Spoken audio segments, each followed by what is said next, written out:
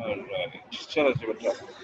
अच्छा बेटा, अभी तक आप लोगों ने जो जो कुछ इसमें पढ़ा है अभी तक प्रोटीन के बारे में, आपको उसके अंदर हम लोगों ने इन शॉर्ट थोड़ा सा बताता हूँ। यूरिया साइकिल वगैरह मोटी मोटी बातें, मुश्किल बातें पढ़ी हुई हैं इसमें। जो होल कॉन्सेप्ट है कि प्रोटीन, सबसे पहले हमने आपको बताया प्रोटीन अमीनो एसिड होते क्या हैं, प्रोटीन होते क्या हैं। फिर उसके बाद डॉक्टर आशा यूं यूं ने बताया प्रोटीन को तोड़ा कैसे जाता है, खाया कैसे जाता है, और फिर प्रोटीन से एक बड़ी ही खतरनाक चीज़ निकलती है नाइट्रोजन, उसको निकाला कैसे जाता है, तो यूरिया साइकिल का। ये है जी कटाकटी अभी तक सारे लेक्चर्स की, जो कि हमारे from where I am going to start वो ये है कि आपको पहले से पता होगा कुछ होते हैं एसेंशियल अमाइनो एसिड्स, कुछ होते हैं नॉन एसेंशियल। जो एसेंशियल अमाइनो एसिड होते हैं वो तो वो वाले होते हैं जो कि आपने बाहर से खाने के, मतलब आपकी बॉडी का उसमें कोई लेना देना नहीं। जो नॉन एसेंशियल अमाइनो एसिड्स हैं वो वाले अमाइनो एसिड्स हैं जो बेटा आप लोगों की बॉडी ने या हर ह्यूमन हेल्दी बॉडी ने बनाने हैं, ठीक है। So there should be a pathway. हमने उनको तोड़ने का पाथवे डिस्कस कर लिया, हमने नाइट्रोजन को निकालने का पाथवे डिस्कस कर लिया। What we are going to discuss today is the pathway by which we are going to actually manufacture them, ठीक है। अब इसके अंदर एक तो मैन्युफैक्चरिंग मेरा टॉपिक है, ठीक है। उस मैन्युफैक्चरिंग के बाद ऑब्वियसली मैन्युफैक्चर हमने हमेशा से नॉन एसेंशियल्स की मैन्युफैक्चरिंग करनी है। उसकी वजह क्या है कि हम ये बनाते हैं, ये जानना है कि हम उसको कैसे बनाते हैं। तो उसके बाद हमने तोड़ना बताना है, कैटाबॉलिज्म बतानी है मैंने कुछ अमाइनो एसिड्स की। वो वाले अमाइनो एसिड्स हैं जो कि हम एसेंशियल तौर पे लेते हैं। My lectures towards you guys is composed of two parts: synthesis of non-essential amino acids and then breakdown of the required amino acids. इसके साथ MBBS के अंदर एक तीसरा पार्ट ऐड होता है, डिजीजेस ऑफ प्रोटीन, ठीक है ना। प्रोटीन की डिफरेंट चीजों की वजह से क्या क्या डिजीजेस होते हैं। अब since in your UHS course diseases are not mentioned, so we try to eliminate तो नहीं कह सकता, minimize bare minimum information उस तरफ शेयर करेंगे ताकि आपको to the point हो, but still to save ourselves from surprises and to give you adequate knowledge being a doctor, हम आपको later on थोड़ी सी information देंगे. So let's start with the metabolism of the protein and amino acid. It's a major topic of it.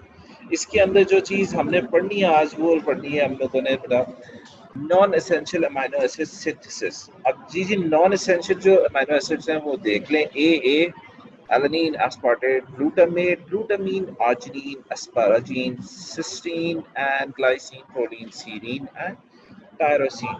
This is the list. अब इसके बहुत से mnemonics हैं जो कि नेट में पड़े हुए हैं, अब आप लोग याद करके इनको रट्टा मार सकते हैं। उनमें से कोई भी डिसेंट नहीं है कि मैं आपको यहाँ पे बता देता, पर यू सर्च इट योरसेल्फ। ठीक हो गया, आगे चलते हैं। सबसे पहले अब ऊपर से लिस्ट शुरू करें, 1 2 3 alanine, aspartate, and glutamate. We are going to talk about that. Okay, the first thing that we are going to see is synthesis from alpha keto acid. ठीक है जी, हम लोगों ने इससे पहले लेक्चर में बताया होगा कि जो अमाइनो एसिड्स हैं वो दो टाइप के होते हैं, कीटोजेनिक एंड ग्लूकोजेनिक। अभी कीटोजेनिक और ग्लूकोजेनिक क्यों होते हैं, ये बेसिकली केमिस्ट्री में आपको इंफॉर्मेशन कंडक्ट की गई होगी। मैं एक दफ़ा फिर से रिकॉल करता हूँ। जो अमाइनो एसिड्स या जो प्रोटीन्स खाने के बाद, अच्छा एक मिनट, ये इंफॉर्मेशन कंडक्ट करने से पहले मैं आपको एक छोटी सी और इंफॉर्मेशन बताऊँ। हमें पता है दुनिया में हम जो कुछ खाते हैं वो 3 मेजर कैटेगरीज में खाते हैं, कार्बोहाइड्रेट, फैट्स, प्रोटीन्स। ठीक है, ये मेटाबोलाइज होते हैं। ये मेटाबोलाइज होने के बाद हमें सोर्स ऑफ एनर्जी है और बाकी चीज़ों के लिए हमें हेल्प करती है। मगर बेटा एक चीज़ आपको जाननी है, ज़रूरी है कि protein is not a first hand source of energy. First hand आपको कार्बोहाइड्रेट है, फिर फैट्स है, फिर प्रोटीन। इसकी वजह क्या है कि जब प्रोटीन्स जो कि आपको पढ़ा दी गई होगी मेटाबॉलिज्म के अंदर, कि जब प्रोटीन्स टूटते हैं तो उनका अपना कोई मेटाबॉलिक पाथवे नहीं है, या तो वो ग्लूकोज के मेटाबॉलिक पाथवे में चले जाते हैं जिसे आप कहेंगे ग्लाइकोलाइसिस या पायरोवेट के आगे से जो बनता है, या फिर वो चले जाएंगे फैटी एसिड मेटाबॉलिज्म पाथवे में बीटा ऑक्सीडेशन, जिसे बीटा ऑक्सीडेशन या अल्फा ऑक्सीडेशन वो कहते हैं, तो जो वो कीटो एसिड्स बनाते हैं, कीटोन बॉडीज जैसे मैन्युफैक्चर होती है, तो उनको कीटोसिस कहते हैं, ठीक है ना।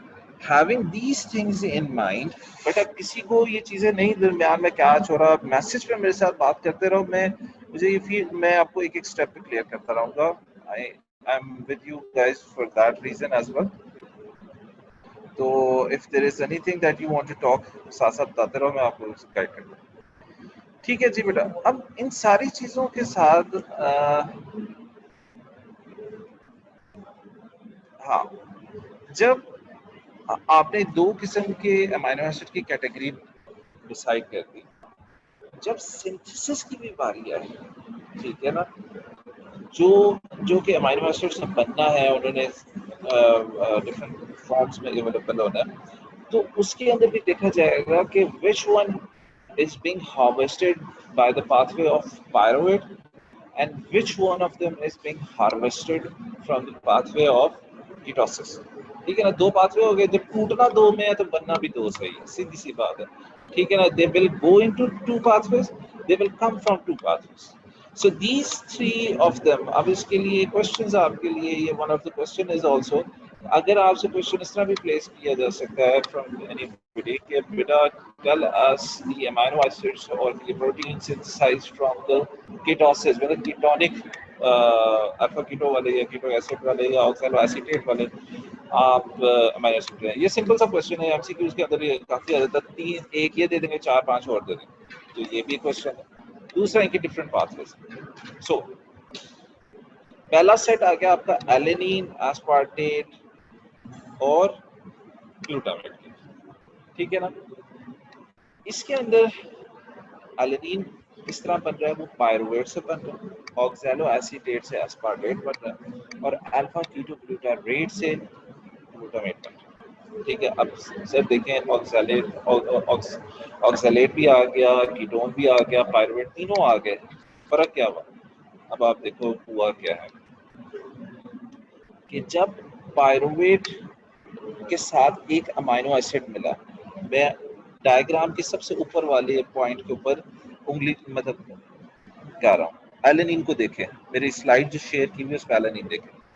एलेनिन के इस तरफ पायरुवेट है, इस पायरुवेट ने ऊपर एक अमीनो एसिड के साथ मिलना है, ठीक है। वो अमीनो एसिड आपको यहाँ पे बताया नहीं गया हुआ, that is again this amino acid will join one of the glutamine subsidiaries, और भी कुछ और इसके अंदर साथ साथ होगा, मगर आप ये समझेंगे यहाँ पे ग्लूटामीन होगा। पायरुवेट ग्लूटामीन के साथ मिक्सअप होगा, उसके ऊपर अमाइनो ट्रांसफरेज होगा, यानी ग्लूटामीन अपना नाइट्रोजन पायरुवेट के कंपाउंड को देगा, ठीक है, यानी 6 फॉस्फेट को देगा, उसके अंदर फॉस्फो PLB या विटामिन B6 या आपका PLB is one of the cofactor of amino transferases. For all the amino transferases PLB है, तो इसको इन्वोल्व भी कर सकते हैं। जब पायरुवेट और ग्लूटामिन मिलेगा तो नेट प्रोडक्ट क्या बनेगी, अल्फा कीटो एसिड। जब ग्लूटामीन से सारा नाइट्रोजन निकल जाएगा तो ग्लूटामीन के बाद जो चीज ग्लूटामीन से पीछे बचेगी वो अल्फा कीटो एसिड है, और जब वो अमीनो एसिड पायरुवेट के साथ मैच कर जाएगा तो जो प्रोडक्ट मिलेगा एलेनिन मिलेगा। सो ये स्लाइड नंबर 1 होगी जो मैंने आपको एक्सप्लेन किया। दूसरे पे आ जाए बेटा, एस्पार्टेट के ऊपर जो दरमियान वाला स्लाइड है, एस्पार्टेट शेयर कर रहा हूँ, अब उसके ऊपर देखें, oxalo acetate, oxalo acetate is a product of ketosis, ठीक है।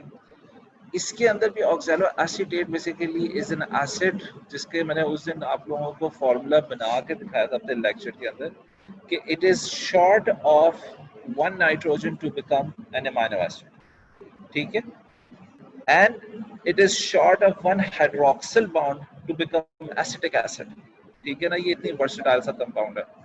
तो यहाँ पे दोबारा से अमीनो एसिड आ गया। कौन सा अमीनो एसिड आया? फिर ग्लूटामीन आया।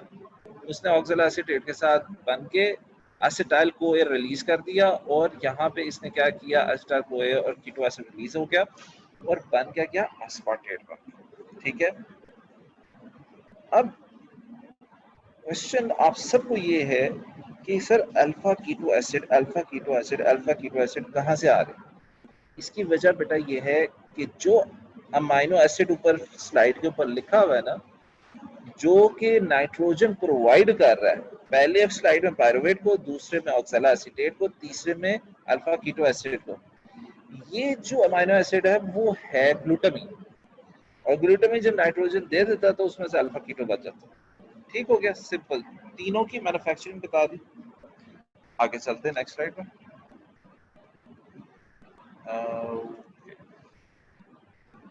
नेक्स्ट स्लाइड में अब हमारे से, इस स्लाइड में से हमारा एलेनिन, एस्पार्टेट और ग्लूटामेट, ये तीन खत्म हो गए। अब आ जाए ग्लूटामीन, आर्जिनिन और एस्पाराजिन। अब इन तीनों को एक्सप्लेन करते हैं, तीन तीन के स्लाइड पे आगे जाते हैं। ठीक हो गया। सबसे पहले ग्लूटामीन। अच्छा, यहाँ पे बेटा मैं आप लोगों को तीन चीजें बताता हूँ जो आपको बता दूं। ग्लूटामेट, ये देखिए चार्ट में, ग्लूटामीन और ग्लूटामाइन। ठीक है, ग्लूटामेट, ग्लूटामाइन और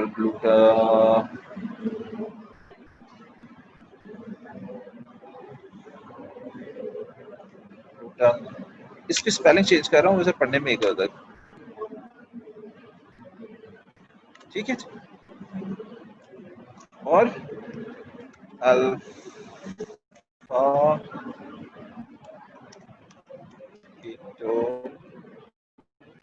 एसिड। ठीक है जी बेटा, ये एसिड की स्पेलिंग गलत हो गई, sorry.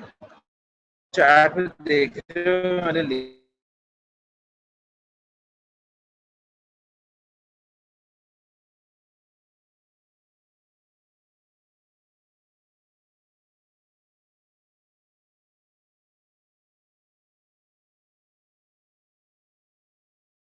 forms of in every aspect of the chemistry and function, मगर structurally they are so similar कि ये एक ही चीज के नाम है। ठीक है, जो ग्लूटामाइन है,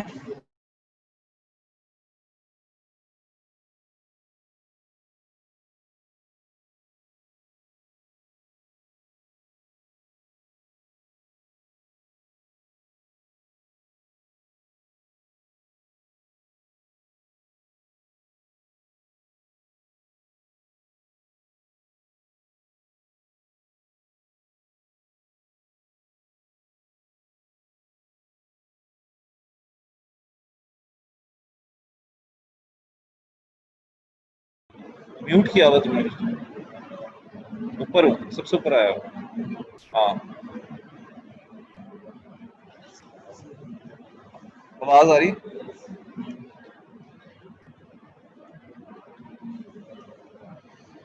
बड़ी खूबसूरत सी हमारी एवेसीना का नेट है। ठीक है ना, वो तो से। अच्छा बेटा, कहाँ पे पहुंचा हुआ था? Anybody can tell me? Share screen, share हो गया। अच्छा बच्चों, किधर था एनीबॉडी?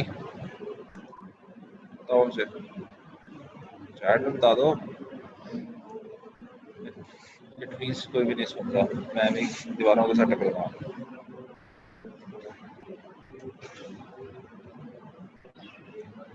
अच्छा खैर, एनीवेज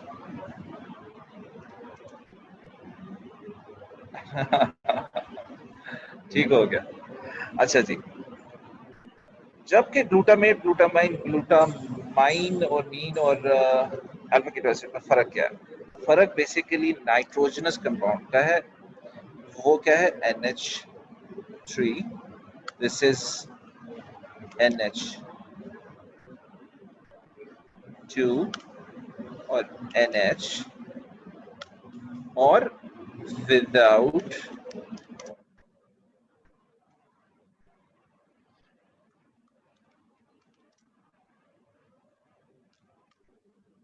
रिस्पेक्टिवली, जिस तरह मैंने ग्लूटामाइन, ग्लूटामीन और ग्लूटामाइन, ग्लूटामेट और ग्लूटामीन और साथ साथ अल्फा कीटो, उसी सीक्वेंस के अंदर ये फर्क,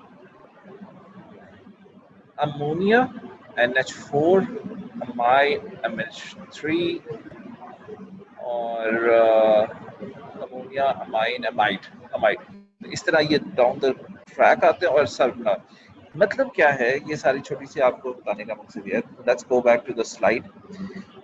देखें जी, ग्लूटामेट आ रहा है।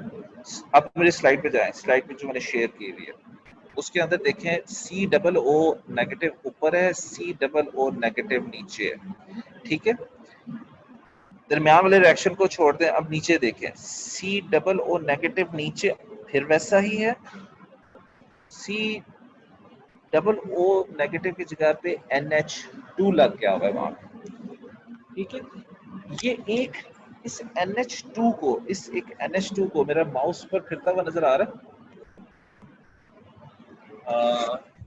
स्लाइड शेयर दिखाते रहते ताकि बच्चों, मेरा माउस फिरता हुआ ऊपर नजर आ रहा है बट आप लोगों को NH2, ये जो NH2 है ना, ये एक अमाइड बॉन्ड, इसके अंदर भी देखें ग्लूटामीन सिंथेटेज आया, ठीक है।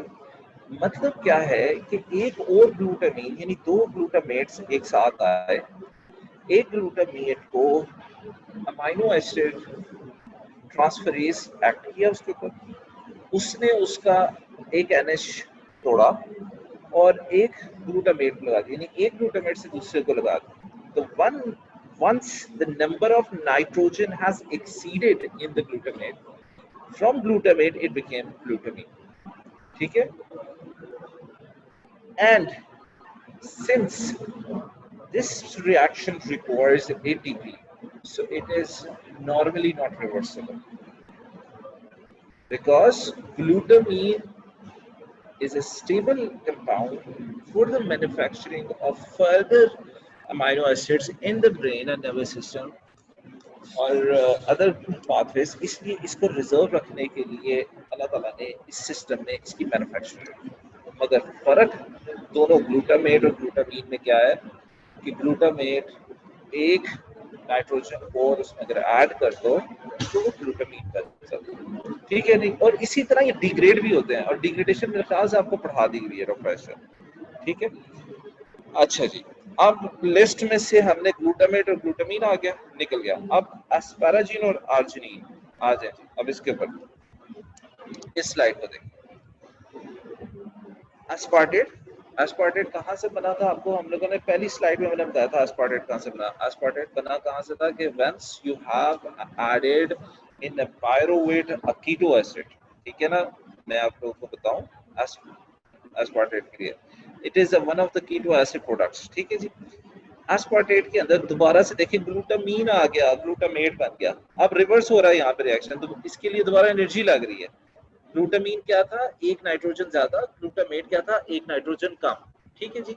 एक जैसे नाइट्रोजन दे दिया, ATP AMP बन गया, यानी इसने पायरोफॉस्फेट रिलीज भी कर दिया, ठीक है। जब ये नाइट्रोजन एस्पार्टेट के अंदर ऐड हो गया, एस्पार्टेट ऑलरेडी एक अमीनो एसिड है जिसके बाद नाइट्रोजन होता है, उसके अंदर दोबारा से एक मजीद नाइट्रोजन ऐड कर दिया तो एस्पाराजीन बन गया। एस्पार्टेट पीछे बता दिया, एस्पाराजीन यहाँ पे बता दिया, ठीक है जी। तो ये एस्पाराजीन और एस्पार्टेट दोनों निकल गए। आ गया जी प्रोलीन, ठीक है जी।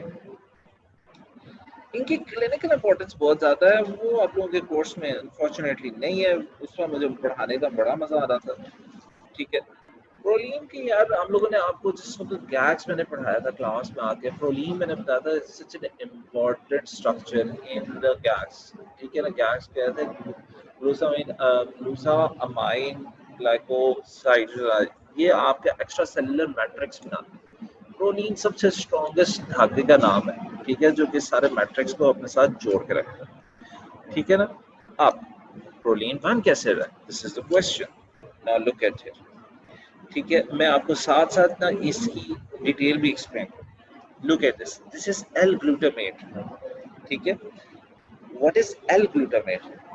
हमें इस चीज की आइसोमेरिज्म हमने बहुत पहले पढ़ा। There are some chiral carbons. Chiral carbons कौन से होते हैं? वो कार्बन्स होते हैं जो अल्फा कार्बन्स होते हैं, रोटेटेबल होते हैं। अगर उनकी पोजीशन राइट साइड पे है तो दे आर आर, अगर वो लेफ्ट साइड पे है तो they R L, but they are stereo isomers to each other, तो फंक्शनली या स्ट्रक्चरली ज्यादा कोई फर्क नहीं होगा।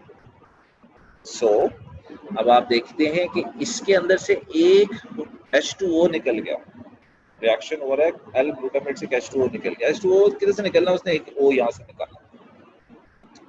सो glutamate went short of 1 O, ठीक है ना। अब आपको पता है ये 1 O शॉर्ट कहाँ पे हुआ है? आए मैं आपको एक और चीज दोबारा से रिकॉल कराता हूँ, बड़े मजे से आपको ये बात रिएक्शन समझ आएगा, ठीक है। ये जो 1 O शॉर्ट हुआ ना, आप देखो बेटा मेरे माउस को देखो, ये जो यहाँ पे डबल O था, ये यहाँ पे एक O निकला था और एक N लग गया था, ठीक है ना। अब यहाँ से एक O निकला, पहला स्टेप एक O निकला। अब इसी स्लाइड पे आ जाओ, नीचे किधर गई ये स्लाइड। अब ये इसको स्टेप बाय स्टेप बता रहा है। स्टेप बाय स्टेप क्या बता रहा है कि जी NaDH आया, ठीक है। NaDH ने हाइड्रोजन दिया जो कि चार्ज्ड हाइड्रोजन था। अच्छा, उस हाइड्रोजन ने क्या किया? उसने जनाब साहब H की मदद से इधर से एक और डिसलॉज किया। So now you have a subsidiary of NaDH, यानी एक NaDH के गला कट गया और एक प्रोडक्ट आपके बन गया जिसे बाय प्रोडक्ट कहते हैं, वाटर। और अब by losing of one oxygen, what has it become? L-glutamate gamma semi-aldehyde. Now the name is being changed. Aldehyde इसके अंदर आ गया, ठीक है जी, which is unstable compound and it does not exist that easily, right? Again इसके अंदर हाइड्रोलाइजेस आ गए। हाइड्रोलाइजेस क्या करते हैं? With the help of hydrogen and oxygen या वाटर की या तोड़ते हैं या जोड़ते हैं, ठीक है जी।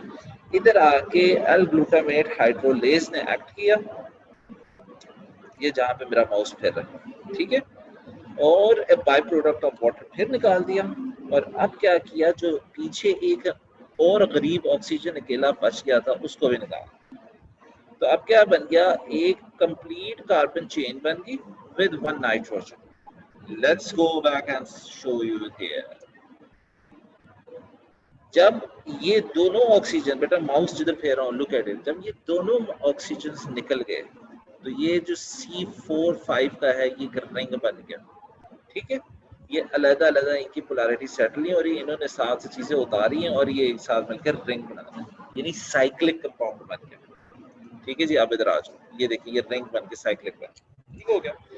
इसका नाम इन्होंने लिखा हुआ है पैरोलिडीन या 5-कार्बोक्सिलेट, ठीक है ना। इसके ऊपर अगेन आके चार्ज एंटर होता है, ठीक है। और लुक एट इट कि इसके अंदर क्या करता है? इसको NaDH फिर आके एक हाइड्रोजन फाइनली डोनेट करता है, ठीक है। यहाँ पे NH positive, NH2 positive. So after the removal of, in short आप लोगों ने ये बनाना भी होगा, सवाल को एक्सप्लेन भी करना होगा, तो बेटा इस चीज को याद रखिए। Glutamate goes into 2 steps. Step 1, losing 1 hydrogen, 1 oxygen atom. Step 2, losing the second oxygen step. ठीक है, इन दोनों को जब वो लूज करता है, पहले को लूज करता है तो सेमी एल्डिहाइड बन जाता है, दूसरे को लूज करता है तो वो कार्बोक्सिलेट बन जाता है, ठीक है जी। और उसके बाद उसमें एक हाइड्रोजन ऐड हो जाता है तो वो ग्लूटामेट ऑफ प्रोटीन बन जाता है। Verily this question comes or this statement comes to your eyes, brains and mind that sir actually synthesis, degradation और raw material हर तरफ अगर हम देखें तो ये ग्लूटामेट ही फिर रहा है। and beta this is very much true. This is why there is a the greatest abundance of amino acid which is found in our bodies is gluten. तो इस बेचारे ने हर जगह आके कटना भी है, काटना भी है और एंजॉय भी करना है। ठीक हो गया। अच्छा जी, प्रोटीन भी निकल गया। अब बेटा पीछे रह गया glycine, serine, arginine. Let's go on that. ये थोड़े थोड़े से ना कॉम्प्लिकेटेड होते जाएंगे, मगर I will try to keep it that light. ठीक हो गया। ग्लाइसिन से सीरीन बनना है, ठीक है जी। अब glycine itself has given up or can be given, nitrogen की अमाउंट भी देता है, कार्बन डाइऑक्साइड भी देता है, और इस ये बन जाता है ग्लाइसिन से है। इसको यहाँ पे रोके, मैं आपको ना इसके साथ साथ ना तीनों को एक ही चार्ट पे एक्सप्लेन करूंगा, आपको बड़ा मजा आएगा। इधर आ जाओ। आपके लिपिड कॉर्ड का पेज होगा मेरे ख्याल से 260 है या 256 है, ठीक है ना, जहाँ पे आपने देखा होगा कि सिंथेसिस ऑफ मेथियोनीन लिखा होगा और सिस्टीन लिखा होगा। ये वहां से मैंने चार्ट उठाए हुए हैं और दोनों को डिवाइड किया हुआ। अब इधर से आप देखिए, इस पूरे पाथवे को अगर आप साथ साथ स्टडी करें तो आपको ये बात पता चलती है कि देखिए, इसी पाथवे के अंदर जहां मैं माउस फेर रहा हूँ, लुक एट ओवर दिस, अगर कंफ्यूज नहीं हो रहे हो बेटा, यहाँ पे सीरीन इन्वॉल्व हो रहा है, यहाँ पे सिस्टीन इन्वॉल्व हो रहा है, ठीक है, और बाकी के बाय प्रोडक्ट्स का। इस पाथवे के, इस एक पाथवे के अंदर मैं आपको बताता हूँ कि हम कौन कौन से अमाइनो एसिड पढ़ सकते हैं।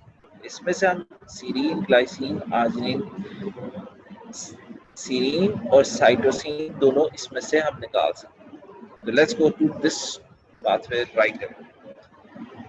मिथियोनिन आपको पता है एक हमारा अमाइनो एसिड है, काफ़ी अच्छा सा, मगर इस मिथियोनिन की स्ट्रक्चर के अंदर एक बड़ी अच्छी सी चीज़ है कि ये इसकी पोलैरिटी बाकी सारे अमाइनो एसिड से बहुत ज़्यादा।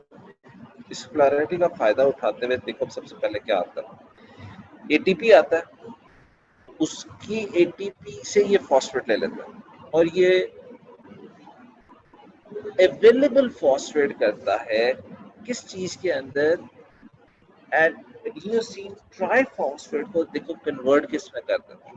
अब ये इसने एटीपी अपने साथ, एटीपी तोड़ा नहीं है, इसने एटीपी अपने साथ मिला लिया। मिलाया किस तरह कि देखो, जो फॉस्फेट था वो उसे निकाल दिया, उसके फॉस्फेट रिलीज कर दिया। ATP stands for adenosine triphosphate, ठीक है, जो हमें से एनर्जी है। अब क्या होता है, नॉर्मली फॉस्फेट ले लिए जाते हैं और एडिनोसिन और उसका जो राइबोस शुगर है उसको छोड़ दिया जाता है, वो जाके दोबारा से बन के आता है बेचारा।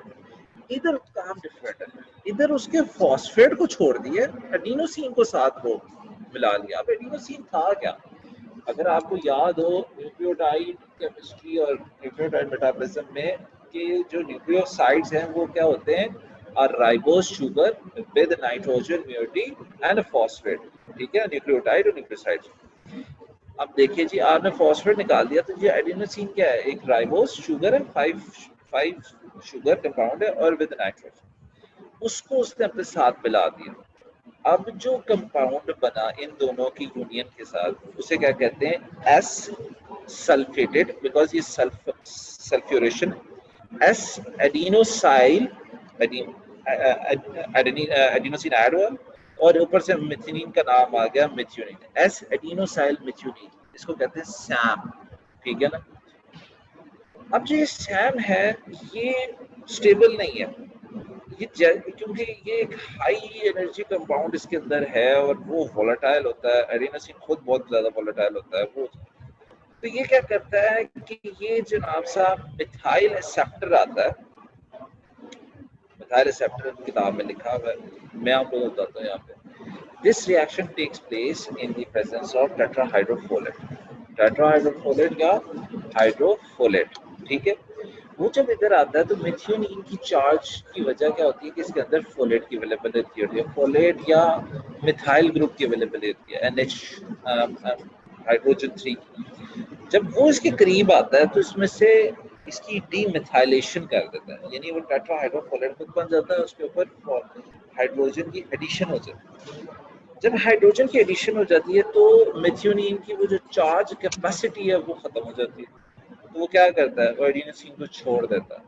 ठीक है, इस दरमियान में जब वो एडिनोसिन को छोड़ रहा होता है तो वो जब डीमेथाइलेट होता है तो प्रोडक्ट बनती है, वो क्या बनती है, एस, अभी तक वो सल्फर लगा हुआ है, एडिनोसाइल होमोसिस्टीन। सो होमोसिस्टीन बना मिथ्योनिन से। इस तरह के मिथ्योनिन से जब आपने मिथाइल ग्रुप निकाला, ओ सॉरी, स्लाइड में नीचे आगे बढ़, मिथ्योनिन से जब आपने मिथाइल प्रोडक्ट निकाला तो वो होमोसिस्टीन बन गया। और ये है जी intermediate unstable structure number 2, S adenosyl homocysteine, इसे कहते हैं SAH साथ। ठीक है जी, बेटा यहाँ तक समझ आ रही है? Please all of you on the chat tell me you are understanding these all things. Is it not going so complicated for you guys? बताओ बेटा जल्दी जल्दी समझो। Anything that you cannot apprehend so far, you need more of knowledge or more of repetition. So should I go ahead? So far is good. ठीक है, चलो good. अच्छा, अब देखिए आगे, ये SAH बना दिया हमने, एस एडिनोसाइल होमोसिस्टीन बन गया। इसके अंदर दोबारा क्या आया, इसके अंदर हाइड्रोलेज आया। ठीक है, इसके अंदर होमोसिस्टीन हाइड्रोलेज आया। हाइड्रोलेज एंजाइम क्या करते हैं, हाइड्रोजन यानी वाटर की वजह से वो कंपाउंड को तोड़ते हैं। इन्होंने क्या तोड़ना था, एडिनोसिन अब बहुत वोलेटाइल रह गया, होमोसिस्टीन जिसके अंदर से मिथाइल ग्रुप निकल गया वो कम वोलेटाइल रह गया, तो SAH, ठीक है, S adenosyl homocysteine hydrolase enzyme का नाम है, वो आया, उसने पानी लिया और पानी डाला होमोसिस्टीन के ऊपर, तो एडिनोसिन अलहदा हो गया। अब इस एडिनोसिन ने आगे अलहदा होकर किधर जाना है, इसने फॉस्फेट पकड़ना है और इसने दोबारा से ATP बनता है। जो पीछे हमारे पास रह गया वो होमोसिस्टीन रह गया। ठीक है, और उसका सल्फर ग्रुप रह गया, एडिनोसिन तो भाग गया। अब होमोसिस्टीन के साथ क्या हुआ, होमोसिस्टीन के ऊपर एल्सिडीन आया और उसने क्या किया, अपना स्ट्रक्चर इसके अंदर ऐड ऑन कर दिया। किस तरह ऐड ऑन किया, स्ट्रक्चरली आप देखें कि यहाँ पे आपका सल्फर ग्रुप एक डाइसल्फाइड बॉन्ड हमेशा बना, तो ये जो स्ट्रक्चर है पूरा का पूरा, ये आपका होमो, जिधर बेटा मैं माउस फेर रहा हूँ, ये पूरा का पूरा होमोसिस्टीन का स्ट्रक्चर। ठीक है, और ये जो पूरा का पूरा स्ट्रक्चर है जिधर अब मैं माउस फेर रहा हूँ, ये पूरा का पूरा स्ट्रक्चर सीरीन का। तो यहाँ पे जो सल्फर था जो कि ऊपर मिला पड़ा हुआ था एडेनोसिन छोड़ने के बाद, इस सल्फर ने क्या किया, सीरीन पास आया, तो सीरीन और उसके दरमियान में डाइसल्फाइड बॉन्ड बना दिया। ठीक है जी, इस डाइसल्फाइड बॉन्ड के अंदर LPL दोबारा से पानी बाय प्रोडक्ट निकल आया। ठीक है, यहाँ पे जो एंजाइम है उसका देख लें फिर, सिस्टाथियोनीन बीटा सिंथेज, सिस्टाथियोनीन। ठीक है, सिस्टाथियोनीन क्यों नाम रखा, क्योंकि होमोसिस्टीन जो बना था वो मिथ्योनिन से बना था। ठीक है, तो उस रेफरेंस में उन दोनों का सिस्टाथियोनीन बीटा कॉन्फ़िगरेशन पे बात चल रही है अब। ठीक है, बीटा सिंथेज। ठीक है ना, बीटा सिंथेज क्या मतलब है कि जो अब आपके पास प्रोडक्ट बनेगी उसका नाम है सिस्टाथियोनीन। होमोसिस्टीन और सीरीन की कॉम्बिनेशन से जो आपके पास अमीनो एसिड बनेगा वो है सिस्टाथियोनीन। ठीक है, अब इसके ऊपर दोबारा से इसका गैमा सिस्टाथियोनेज आके एक्ट करेगा। ठीक है जी, ये एक एंजाइम आके एक्ट करेगा, ये बेसिकली एक ट्रांसफरेज एंजाइम। ये ट्रांसफरेज एंजाइम क्या कर रहा है, देखो जी, बाय प्रोडक्ट में अल्फा कीटो एसिड दे रहा है। इसका मतलब है कि एक नाइट्रोजन और अगर सिस्टाथियोनीन के अंदर ऐड हो जाए तो सिस्टीन बन जाए। ठीक है जी, तो अब स्टार्टिंग फ्रॉम सिस्टीन, देखिए मैं माउस पे रहा हूँ, सिस्टीन से मिथ्योनीन के अंदर क्या फर्क आया, इस सारे प्रोसेस के अंदर क्या फर्क आया। एक पहला फर्क ये आया है कि मिथ्योनीन ने मिथाइल ग्रुप लूज किया हुआ, और दूसरा फर्क क्या आया हुआ है, सिस्टीन के अंदर एक नाइट्रोजन ज्यादा, एक नाइट्रोजन और इसमें ऐड हो। बाकी ये जो पूरे प्रोडक्ट्स हैं जिसमें सैम, SAH सा और होमोसिस्टीन और सिस्टाथाइनिन, ये जो 3-4 मिडल प्रोडक्ट्स हैं, ये इस पूरी ट्रांसफॉर्मेशन के स्टेप्स हैं, ठीक है। मगर जो एंड टू एंड अगर दो प्रोडक्ट्स को देखेंगे, मिथ्योनीन में और सिस्टीन में किस चीज का फर्क है, मिथ्योनीन के अंदर मिथाइल ग्रुप है, सिस्टीन के अंदर नहीं है। मिथ्योनीन के अंदर एक नाइट्रोजन सिस्टीन से कम है, यानी सिस्टीन के अंदर एक ज्यादा है। So no the whole process explains, ठीक है बेटा। अब वापस आ जाओ, इसमें सीरीन सिस्टीन देखें, अब इस स्लाइड पे देखें जिसको मैं कलर कर रहा हूँ, सिस्टीन, ठीक है, और सीरीन की सिंथेसिस का फर्क भी पता चल गया, स्ट्रक्चर भी पता चल गया। सर सीरीन तो ऐड हुआ, क्वेश्चन आता है सर यहाँ पे तो सीरीन आपने ऐड किया है, तो सीरीन बनाया तो नहीं है आपने। यहाँ पे यही चीज देखें कि यहाँ पे इन दोनों स्टेप्स के अंदर एटीपी कंज्यूम नहीं हो रहा। जिन स्टेप्स में एटीपी कंज्यूम नहीं होता, difference of energy between the reactants and the product नहीं होती, दोज रिएक्शंस आर रिवर्सिबल, ठीक है। So when there is whole lot of cysteine, ठीक है, it will produce whole lot of cystathionine and so far so forth। यहीं से cystathionine से जब डाइसल्फाइड बॉन्ड टूटेगा, ठीक है, under the energy, तो that will give a homocysteine and a serine, right? This is how it is।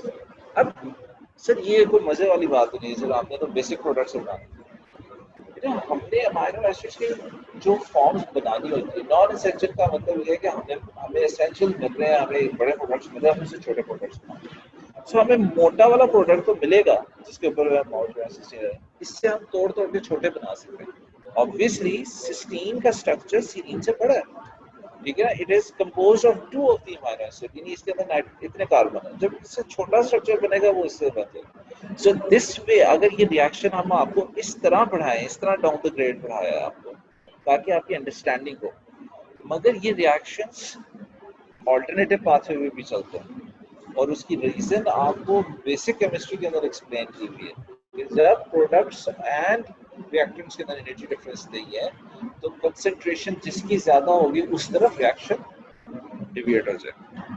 Understood? से yes please, ठीक हो गया। अब यहाँ पे आ जाए, ग्लाइसिन से सीरीन बना, ठीक है जी, एक रिवर्सिबल रिएक्शन। अब आप देखें serine hydro oxy methyl transferase, ठीक है जी, जब सीरीन के ऊपर मिथाइल ट्रांसफरेज आके ऐड करेगा, टेट्राहाइड्रोफोलेट आएगा और इसके ऊपर सीरीन को मिथाइल दे देगा और सीरीन कन्वर्ट हो जाएगा ग्लाइसिन के अंदर और साथ साथ नाइट्रोजन रिलीज कर देगा। So this is the step back, ठीक है ना। अब इस स्टेप बैक को दोबारा से मैं इसी पाथवे में आपको एक्सप्लेन करता हूँ, ठीक है। अगर आप यहाँ पे देखें, बल्कि मैं एक और स्लाइड पे देखूँ, अगर आप यहाँ पे देखें सीरीन, यहाँ पे यहीं पे आए वापस, यहाँ पे होमोसिस्टीन के अंदर ये, बल्कि यहाँ पे आ जाए, यहाँ पे मिथाइल ग्रुप निकल गया था ना मिथ्योनीन से। अब समझे कि ये जो टेट्राहाइड्रोफोलेट यहाँ से निकला था, जब इसकी कंसंट्रेशन ज्यादा होगी तो ये सीरम में टेट्राहाइड्रोफोलेट अवेलेबल होगा, ठीक है। तो ये टेट्राहाइड्रोफोलेट आगे सीधे सीरीन को फोलेट दे देगा। फोलेट देने के बाद यानी हाइड्रोफोलेट यानी मिथाइल ग्रुप देने के बाद, अब आप देखें वो टेट्राहाइड्रोफोलेट आया और उसने N5N10 मिथाइल टेट्राहाइड्रोफोलेट बना, ठीक है ना। यानी अपने ये दो उसमें से मेथाइलेशन की, उसके अंदर बना ग्लाइसिन। ग्लाइसिन की फाइनल प्रोडक्ट क्या है, दोबारा से टूटने के बाद carbon dioxide and nitrogen. So this is the reversal reaction, बेटा एरोस दिखाएंगे हाथ कलर से कि जिसकी कंसंट्रेशन ज्यादा होगी वो बन जाएगा, जिसकी कंसंट्रेशन कम होगी वो टूट जाएगा।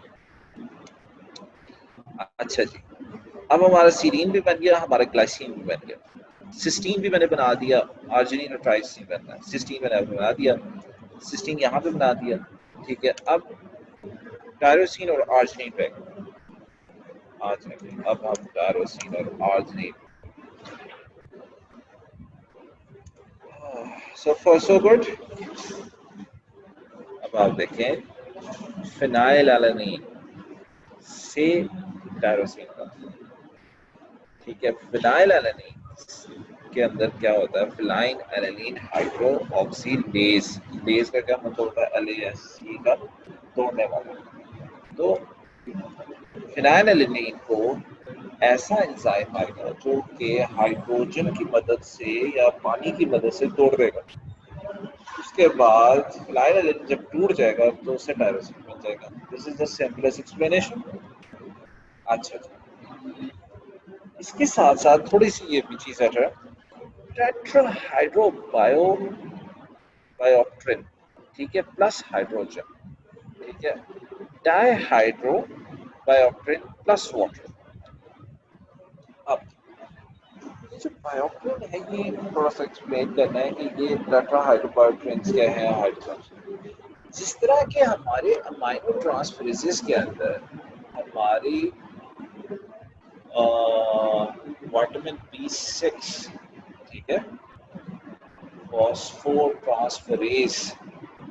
B6 का फॉर्मूला क्या है भाई, लिखो कोई जल्दी से, भूल गया मुझे, जल्दी लिखो मेरे लेक्चर सुनने वाले माइनाज students. B6 stands for LPL, LPL stands for, लिखो कोई तो लिखे, लिखो सर्च करो जल्दी से, जैसे आप कॉपी पेस्ट कर रहे हो ना टेस्टों के अंदर, इस तरह करो। LPL stands for, somebody has to write.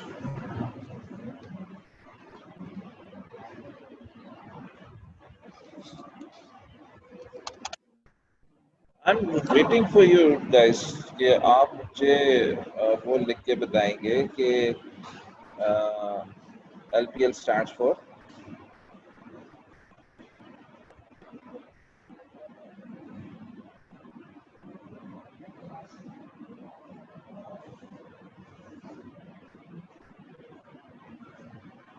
Lipoprotein lipase नहीं बेटा,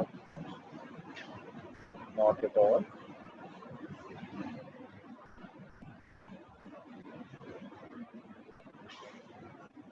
लिपोप्रोटीन ट्रांसफरेज होता है, लेकिन ये एल्पिन वो तो नहीं है।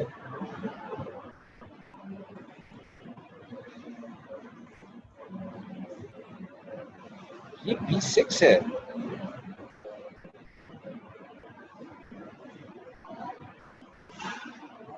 ये आपको कॉन्सेप्ट बड़ा अच्छी होना चाहिए था, बहुत सी चीजें आपके लिए मुश्किल हो जाएंगी अगर आपको ये नहीं पता होगा। ये जो लिपोप्रोटीन, ये जो LPL दरमियान में हम बता रहे हैं, ये पैराडॉक्सल फॉस्फेट है। PLP paradoxical, PL paradoxical phosphate, ठीक है, ये पैराडॉक्सल फॉस्फेट है।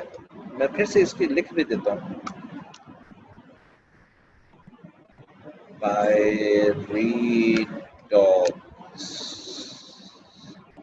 पैराडॉक्सल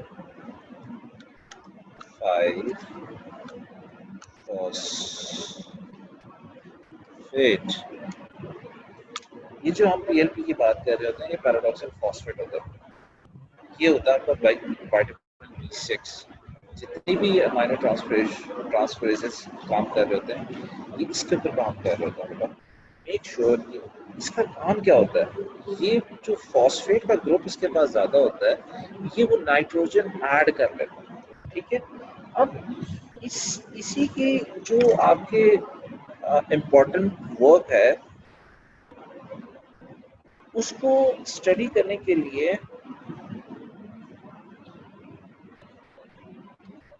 आप आगे देखेंगे कि हमने बायोप्ट्रिन्स लिखे हैं। अब ये बायोप्ट्रिन्स को भी एक्सप्लेन मैं इस तरह करता हूँ कि ये बायोप्ट्रिन्स आपके एक पैटर्न डेरिवेटिव्स होते हैं जो कि अगेन को फैक्टर के तौर पे होते हैं। जिस तरह की ये पीएलपी आपके ट्रांसफरेजेस का को फैक्टर होता है, ये जो पैटर्न्स होते हैं ये भी आपके को फैक्टर्स होते हैं, ठीक है। और ये किसके होते हैं, ये अमाइनो एसिड हाइड्रोक्सिलेसिस का होता है, एरोमेटिक के लिए, ठीक है।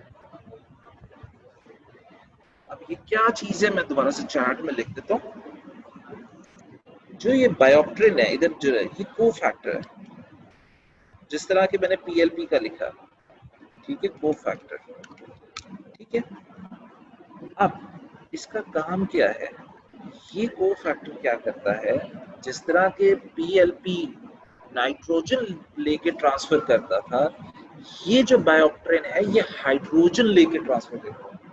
एक कंपाउंड को तोड़ने के दो तरीके हैं, एक नाइट्रोजन के साथ, ठीक है, दूसरा हाइड्रोजन के साथ। तो जो नाइट्रोजन के साथ डिग्रेड हो रहे हैं वो पीएलपी यानी विटामिन बी6 के साथ है, और जो हाइड्रोजन के साथ डिग्रेड हो रहे हैं वो आपके बायोप्ट्रिन के साथ हो। अब ये बायोप्ट्रिन्स बड़े इंपॉर्टेंट हैं, बड़े मजे की चीज़ है, ठीक है। सॉरी टू से आपकी जितनी ये क्या कहते हैं डी ड्रग्स हैं वो सारे बायोप्ट्रिन बेसिस पे बनी होती हैं, ठीक है। ये खुद से पढ़ना बड़ी केमिस्ट्री है, बड़ा मज़ेदार बायोकेमिस्ट्री है, इसमें बड़े मज़े की चीज़ें बनती हैं इसमें, ठीक है। लेकिन फिनाइलएलेनीन के ऊपर जब टेट्रोबायोट्रिन लगता है, ये भी एक तरीके का ट्रांसफरेज है, मगर ये हाइड्रोजन ट्रांसफरेज है, इसको वो तोड़ता है टू अ स्मॉलर कंपाउंड। अब इस डिग्रेडेशन के अंदर फर्क क्या है और इसकी इंपॉर्टेंस क्या है कि इन दोनों टायरोसिन और फिनाइलएलेनीन के अंदर, दोनों के अंदर amount of nitrogen is same, but the only difference is this, the amount of hydrogen is bit more. Look at here, इसके ऊपर कार्बन 4 के ऊपर लिहाज से एक हाइड्रोजन ऐड ऑन हो गया। So this is the basic फर्क of tyrosine and phenylalanine. Now the question is, sir phenylalanine कहाँ से आया? बेटा phenylalanine कहीं से नहीं आया, phenylalanine is a essential amino acid. ये हम बाहर से लेंगे, जब हम बाहर से लेंगे उसको तोड़ के हम उसमें से टायरोसिन खुद से बना लेंगे, ठीक हो गया। इसीलिए अंडा खाना बहुत जरूरी है किसी भी शुगल में लेके, ठीक हो गया। आगे चलते हैं, लास्ट में रह गया आर्जिनिन। आर्जिनिन बड़ा इंपॉर्टेंट है, ठीक है। आर्जिनिन की हमारी डेली लाइफ में बड़ी इंपॉर्टेंस है, स्पेशली मेल मर्द हजरात के लिए आर्जिनिन की बड़ी इंपॉर्टेंस। और मज़े की बात यह है कि आर्जिनिन हर खाने में, स्पेशली गरीबों के खाने में, दालों में सबसे ज़्यादा होता है, ठीक है। तो आर्जिनिन सब कर, मगर इसकी मैन्युफैक्चरिंग जो पाथवे है वो उससे ज़्यादा इंटरेस्टिंग है। मगर इसमें भी जो क्या कहते हैं, कुर्बानी की बलि किसकी चढ़ेगी? All time favourite, all time जिसे कहते हैं फाउंड एवरीवेयर, हमारा ग्लूटामेट की बनेगी, ठीक है। This is the only thing that works for us, glutamate. अब आ जाओ मेरे पास में बेटा, are you guys with me for the last amino acid synthesis? समझ आ रही है यार बेटा? सब बताओ मुझे, ठीक हो गया। इधर आओ, स्लाइड पे आ जाओ जी। ग्लूटामेट क्या था? NH3 वाला, जिसके पास नाइट्रोजन ज्यादा है। उसके पास क्या आया? एडिनोसिन ट्राइफॉस्फेट, उसने एक फॉस्फेट दे दिया। यहाँ पे आएगा glutamate kinase. Look at this, what is kinase? Kinesis हमने कहा था, कौन से एंजाइम्स को काइनेसिस कहते हैं? वो एंजाइम्स काइनेसिस कहलाते हैं जो कि फॉस्फोराइलेट करते हैं, ठीक है। तो इन्होंने क्या किया, इन्होंने इस ग्लूटामेट बेचारे को फॉस्फेट देना है, तो उसने क्या किया, ग्लूटामेट काइनेज आया यार, उसने एटीपी से फॉस्फेट लिया और इसको यहाँ पे फॉस्फेट लगा दिया। जब इसको फॉस्फेट लगा दिया तो ये ग्लूटामाइल फॉस्फेट बन गया। अब उसको फॉस्फेट आया तो ऑब्वियसली उसका नाम तो बदलना है ना, वो ग्लूटामाइल फॉस्फेट, गामा ग्लूटामाइल और ग्लूटामाइल फॉस्फेट। अब नाउ द नेक्स्ट स्टेप क्या हुआ, ग्लूटामेट डिहाइड्रोजनेज। अब उसमें से बेचारे से हाइड्रोजन निकालना, उसे फॉस्फेट दे दिया, अब उसमें से हाइड्रोजन निकालना, जो कि बड़ी अच्छी बात है। उसके लिए क्या होता है कि एक NADPH आता है और एक वाटर आता है, उसके अंदर से NADP बनता है और एक फॉस्फेट रिलीज हो जाता है, एड ऑन फॉस्फेट रिलीज हो जाता है, एक पैराडॉक्सल फॉस्फेट रिलीज होता है और एक हाइड्रोजन भी काम हो जाता है। अब बेचारे से आपने जो फॉस्फेट लगाया था वो भी ले लिया, एक उसका ऑक्सीजन भी ले लिया और उसको एक हाइड्रोजन दे दिया और एक हाइड्रोजन, ठीक है जी। अब स्ट्रक्चर के अंदर फर्क देखें क्या हुआ। इसके दो ग्लूटामेट में हमेशा पढ़ाते हुए ऊपर COO नेगेटिव याद, उसमें से पहले एक O निकाला, उसके बल्कि उसी O के ऊपर एक फॉस्फेट लगाया, फिर जब उसके साथ ग्लूटामेट डिहाइड्रोजन पानी लेकर आए, वो पानी डाला जब उसके ऊपर, तो उस ग्लूटामेट को होश आई, उसने कहा वो ये तो फॉस्फेट भी मेरा नहीं है। जब उसने फॉस्फेट अपने पास से निकाला वापस रखा, उसका बेचारे का ऑक्सीजन भी निकल गया, फिर उसने पानी का हाइड्रोजन पकड़ लिया। तो अब क्या बन गया, आपका जो फाइनल प्रोडक्ट बन गया वो आपका बन गया glutamate semi aldehyde, gamma semi aldehyde. ये यहाँ पे क्यों हमने आइडेंटिफाई किया, because this glutamate semialdehyde again is a non-stable compound which further goes into two pathways. एक पाथवे जिसको हम अभी एड्रेस कर रहे हैं, हम जानना चाहते हैं, मैं आप लोगों को आर्जिनिन बनाना सिखाना चाह रहा हूँ, ठीक है, ये मेरी प्रायोरिटी है। मगर जब ग्लूटामेट यहाँ पे डीफॉस्फोरिलेट हो जाता है और इसके अंदर हाइड्रोजन ऐड होता है, तो ये बन जाता है आपका ग्लूटामेट सेमी एल्डिहाइड। एल्डिहाइड कौन से होते थे, एक तरफ हाइड्रोजन होता था, एक तरफ ऑक्सीजन होती थी और दरम्यान में कार्बन। ये अब इसके ऊपर एल्डिहाइड लगे। अब इसके दो पाथवे हैं, एक पाथवे ये वाला है जिसको मैं डिस्कस करने लगा, ठीक है, इधर आ जाओ।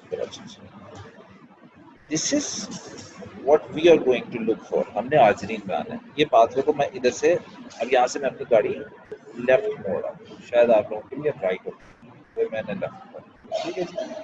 अब होगा क्या, इसके ऊपर आके ऑर्निथीन अमाइनो ट्रांसफेरेज बनेगा। ऑर्निथीन से कहाँ से आ गया, ऑर्निथीन जो इसका फाइनल प्रोडक्ट बनेगा उसका नाम अमाइनो ट्रांसफेरेज, यानी ग्लूटामेट से उसका बेचारे का नाइट्रोजन भी ले लिया। जो ग्लूटामेट से नाइट्रोजन ले लोगे तो उसके पास क्या बनता है, ग्लूटामेट से कीटोन बनता है, तो दैट इज एल्डिहाइड कीटोन बन गया आपका, ठीक है। एल्डिहाइड कीटोन जब बना तो ग्लूटामेट एक और आया, उसने नाइट्रोजन दे दिया, इधर कीटोन बन गया, और इसको ग्लूटामेट को अगर एक और नाइट्रोजन मिल जाए तो ये ग्लूटामीन बनता है ना। अब आप देखो एक और नाइट्रोजन इसे मिल गया, ठीक है। अब दो नाइट्रोजन वाला ग्लूटामीन हो गया, मगर क्योंकि इसके अंदर एक हाइड्रोजन ज्यादा है, it can not be called glutamine, it is called as ornithine, ठीक है, नाम बदल गया। ऑर्निथीन अभी आप लोगों ने आपको यूरिया साइकिल में पढ़ाया होगा, ठीक है, ये ऑर्निथीन माइटोकॉन्ड्रियल स्टेप्स में चला जाता है। This is the only product of amino acid which is being produced in the mitochondria of liver. Ornithine से हम लोगों को कार्बोमाइल फॉस्फेट, ये तो पूरा पाथवे बहुत इंपॉर्टेंट पाथवे है, मेरे ख्याल से डॉक्टर आशा ने मैंने साहब लोगों को पढ़ाया होगा। उसके वही स्टेप्स हैं, उससे सिट्रुलिन बनेगा, सिट्रुलिन से सिट्रुलिन बाहर माइटोकॉन्ड्रिया से बाहर रिलीज हो जाएगा और वो आर्जिनोसक्सिनेट के फॉर्म में होगा, और आर्जिनोसक्सिनेट जब अपने अंदर से एस्पार्टेट निकालेगा तो आर्जिनिन बन जाएगा।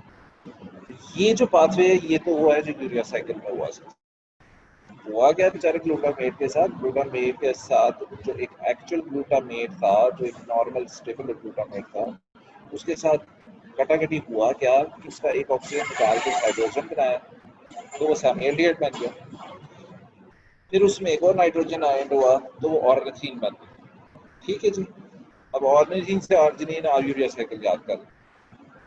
दूसरा पाथवे इसका क्या था, अगर ये इस पाथवे में ग्लूटामेट ना जाता, मींस क्यों ना जाता सर, कहते हैं ये पाथवे बेटा जिस वक्त आपके पास आप पॉजिटिव नाइट्रोजन बैलेंस में हो, आपने बहुत ज़्यादा 1.5-2 किलो पोषक खा लिया एक साथ, ठीक है, कुर्बानी का बकरा पूरा का पूरा चबा गए हो, ठीक है, तो आपकी बॉडी को फर्दर प्रोटीन तोड़ के और एनर्जी बनाने की जरूरत तो नहीं है। तो ये जो खाई जा रहे हो आप, खाई जा रहे हो सुबह दोपहर शाम, बल्कि तो आप लोगों ने दुश्मनी दवाई हुई है सुबह शाम उसके साथ, और बेचारा बकरा जिसे लग जाए वो भी नहीं छाड़ता, ठीक है ना। और उसके बाद अंडे तो वैसे ही हम हमारा असल से अबतक दुश्मन, वो भी नहीं छोड़ता। इतनी तो आप प्रोटीन खाई जा रहे हो, करते कुछ नहीं है, सारा दिन बैठ कंप्यूटर के सामने करते हो, मारदा मेरा लेक्चर भी नहीं सुन रहे हो। इस प्रोटीन का क्या करना है?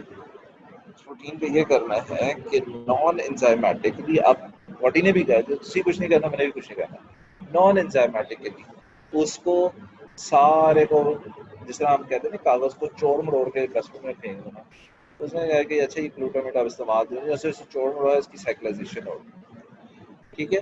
और ये साइक्लाइज जब हुआ है तो ये से रहा है पायरोलीन 5 कार्बोक्सिलेट, ठीक है ना, और इससे प्रोलीन बनती है। अब आप प्रोलीन की सिंथेसिस को भी याद करें, मैंने उधर से भी यही चीज़ आपको पढ़ाई। और ये एक ही पाथवे के अंदर से 2 प्रोडक्ट्स बन सकते हैं, एक आर्जिनिन बन सकता है, एक जिनिनो सक्सिनेट बन सकता है, सिट्रोलिन बन सकता है, ऑर्निथीन बन सकता है, और प्रोलीन बन सकता है, ठीक है। क्यों मैंने कहा था ये बिलिंग प्रोडक्ट है। आप मोटे उस वक्त हो गए, आपका एक्स्ट्रा सेलुलर मैट्रिक्स उस वक्त एक्सपैंड करेगा जब आप विले हो गए, खाते रहोगे, काम कुछ नहीं करोगे, ठीक है। तो दिस इज अबाउट अस। अच्छा जी, इसके आगे चलते हैं। आपके जितने के जितने नॉन एसेंशियल अमाइनो एसिड थे हमने एक साथ बना लिए।